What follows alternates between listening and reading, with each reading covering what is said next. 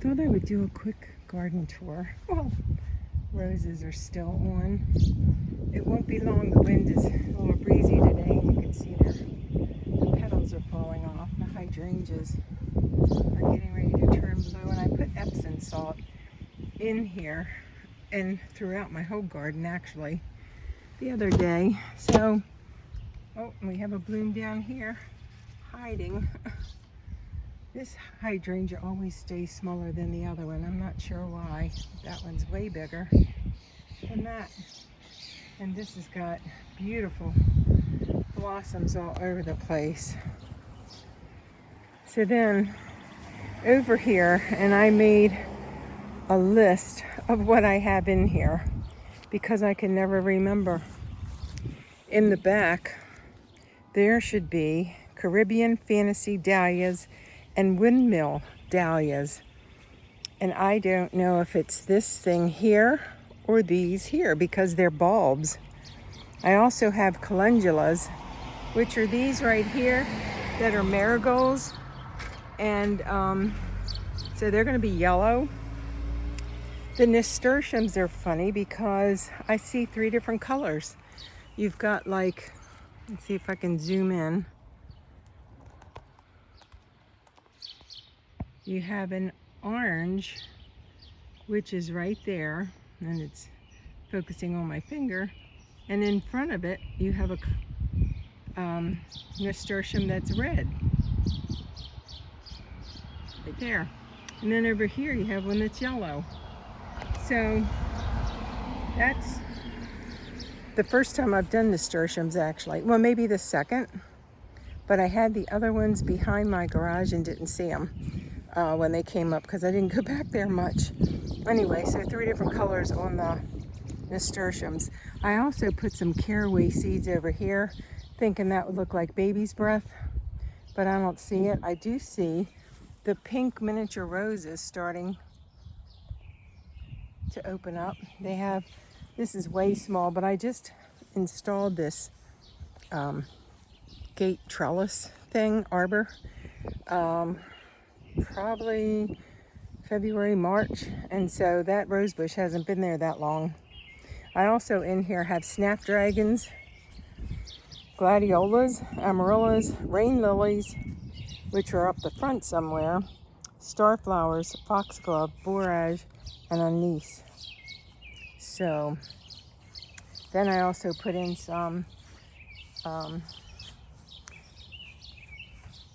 begonias. I have some pansies, petunias, this red rose bush. I moved some, and they're just about gone, the forget-me-nots. They lasted for like 2 months in the backyard. The Sweet William, more petunias, and these petunias are just adorable. I love those petunias. And there's that nasturtium that's yellow, and there's the one that's orange, and there's the one that's red. More petunias, petunias. And then over here, they have more nasturtiums with calendulas, which again, they're like marigolds. These are the nasturtiums, and that's the calendula. Then I have some carrots in here along with artichokes.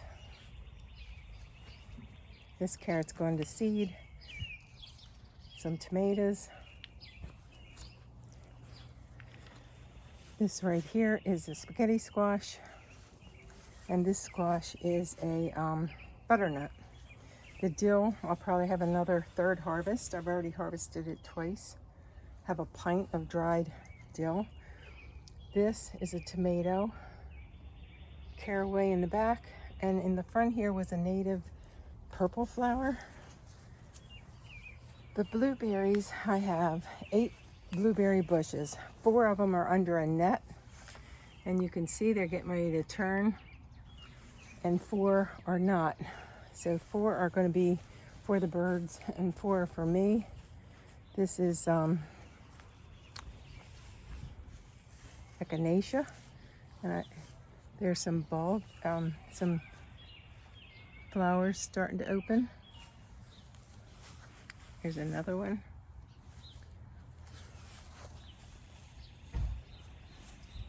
This is a mulberry, and pretty much the mulberries are staying small, but that's not too bad.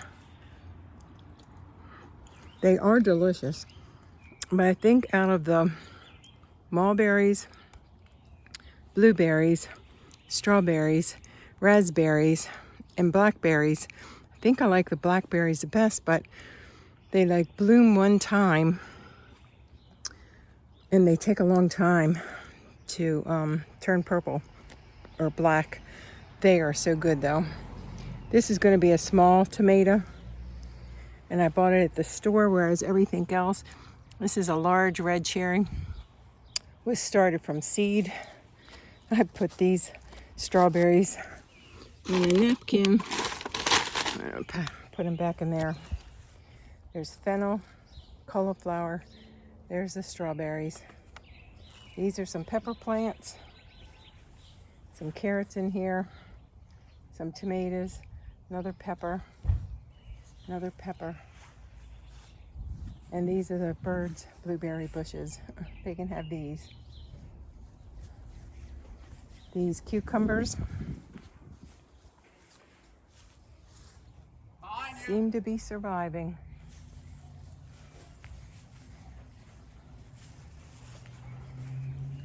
This is my apple tree that I started from a seed of an apple that I ate. It was a Macintosh apple, and they said, well, you might not know what you're going to get because it could go back to whatever it was grafted as, but last year it did taste like a Macintosh. So there's a good dozen apples on here. Some of them did fall on the ground, but that's probably a good thing, because when 3 of them were together, it's like you could tell something wasn't going to grow. So it's like only the strong survive. There's spinach in here and carrots. These are the strawberries, and they have been amazing. Just so good. I didn't plant those this year. They actually came back from last year. This is my fig tree. A lot of the wood is empty, so I need to trim more off. Raspberries are just taking over. And this is a blackberry that I absolutely love. You can see it's full of blackberries, but they just take forever to get big and turn black. But oh, they're the best of all the berries. This is my olive tree that made it for the second winter. I moved it outside from inside May of 2021. This is May of 2023. And every year it dies all the way back and then starts over from the root. I wish I could save more of it every winter. I'm working on that. Every winter what I do is it'll get a couple feet high by the end of the summer. Then I bag up pine needles, put the bags around it, the trash bags around it, then wrap it in bubble wrap and put a blanket over it. In here are string beans. Asparagus is pretty much done. There's also some llama beans. These are peas. The peas, oh, here's an asparagus. Never say never. Oregano. These peas are so good too. I like them just like this, or when they mature. This looks like a potato. And then I have red beets in there. Here comes some wind noise, I guess. Here's a green pepper. These are cherries. When I pit my cherries from the cherry tree, I threw my pits in here, and all these are cherry trees. So I need to separate them and then give them away. This is a purple Concord seeded grape, and it's just loaded. I just hope it doesn't get that black spot on it, but I always get plenty of grapes to do jelly and grape juice. These are spearmint leaves. This is going to be a sea of orange. It's a daylily. Tulips were in here, and now it's the daylily time. You can see that the forget-me-nots are finished. And I need to clean this all up and put something else back here. Oh, this stuff is hard to stand on with bare feet. So, ouch. Sage died back from the winter, came back on its own year after year. This is a cucumber. It was supposed to be a eggplant.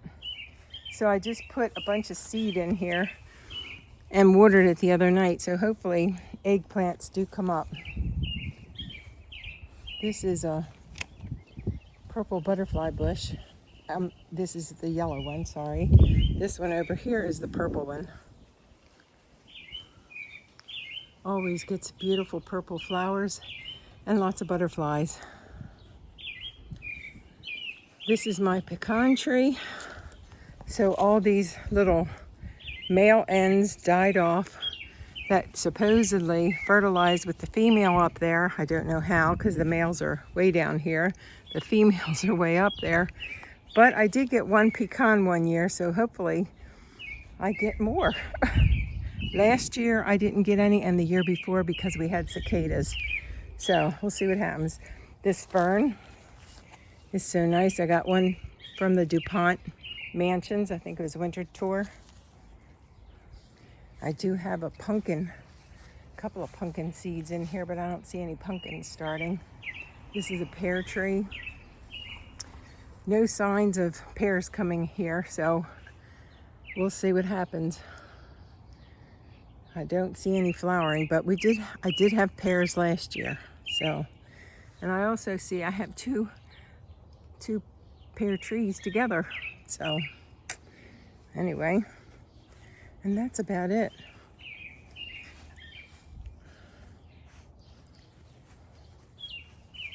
Maybe I'll put these back where the forget-me-nots are behind the garage and see if they come back next year. This is some of salvia.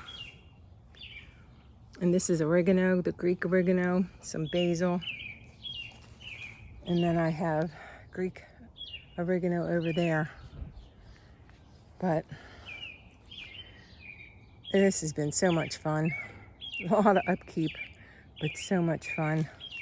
And good food, really good food. This tastes so different than the grocery store.